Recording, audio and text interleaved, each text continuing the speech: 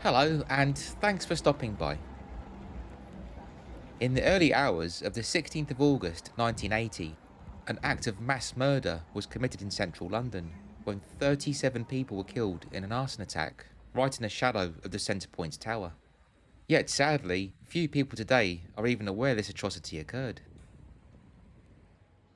The incident in question was the Denmark Place fire, which occurred at number 18 Denmark Place, a then narrow alleyway which ran parallel to Denmark Street, a road famous for its connections with the music industry.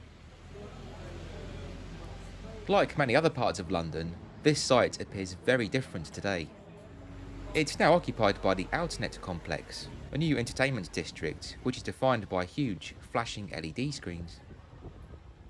In 1980, Denmark Place, which has been swallowed up by this development, was home to a pair of bars known as El Hueco and Rodos, which were collectively known as the Spanish Rooms, although some regulars referred to them as El Dandies.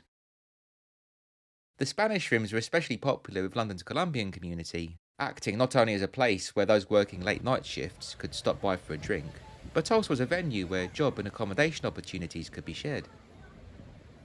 On the night of the 15th and the early hours of the 16th of August 1980, the Spanish Rooms were packed, and amongst the crowd was a small-time crook named John Thompson.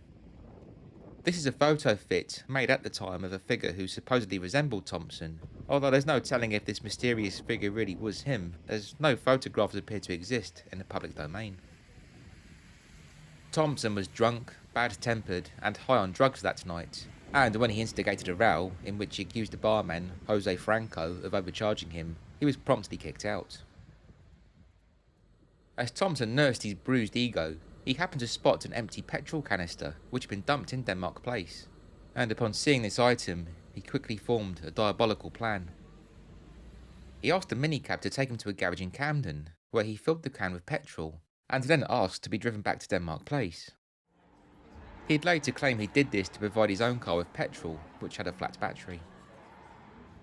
Thompson arrived back at Denmark Place just before 3 AM, and when he did, he proceeded to pour the petrol through the Spanish Room's letterbox. He then lit a rag and shoved that through too. Moments later, the two nightclubs became engulfed in what would prove to be the deadliest fire to strike London since World War II.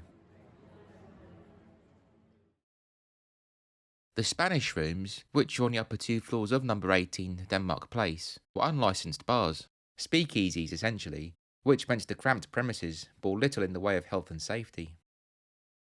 They were accessed via a single rickety wooden staircase, and the walls were lined with polystyrene tiling, which enabled the blaze to rapidly take hold. Up above, the windows were blocked with shutters and metal grilles, whilst an emergency exit leading to Denmark Street was bolted shut.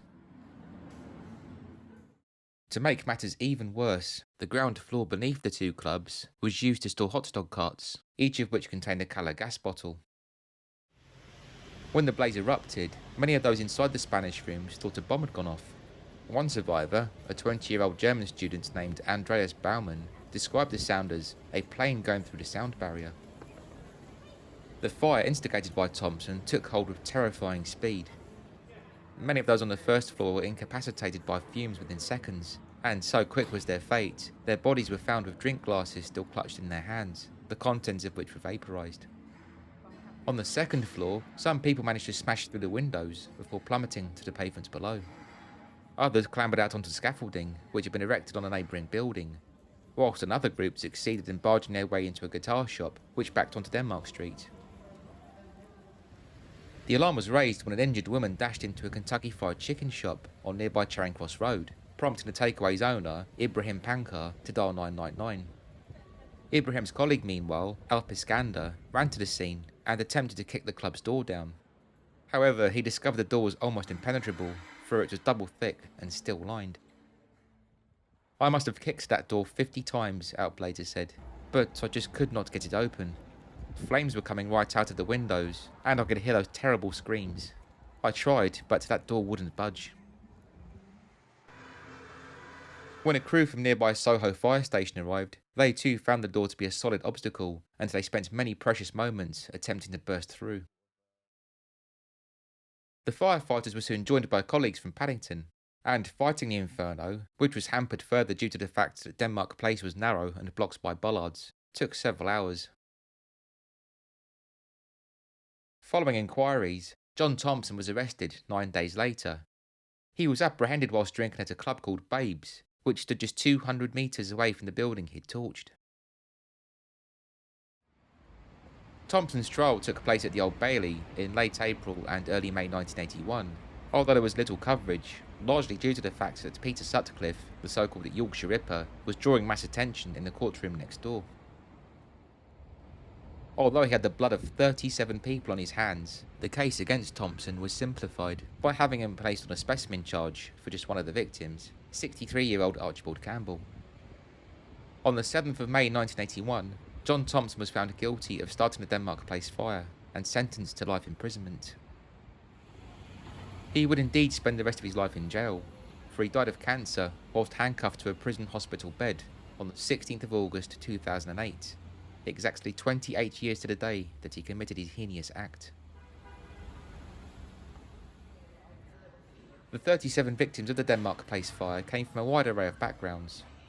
The majority of people were Colombian, and there were also folk of Spanish, West Indian, Irish and Libyan heritage.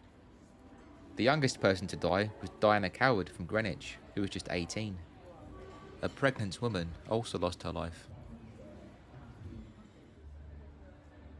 At 2 p.m. on the 24th of November 2022, a plaque commemorating the Denmark Place fire was finally unveiled at the site of the atrocity, and I must say, it's been a long time coming. Unfortunately, the names of the 37 people who were murdered are not included, and for that reason, I should now like to list them here.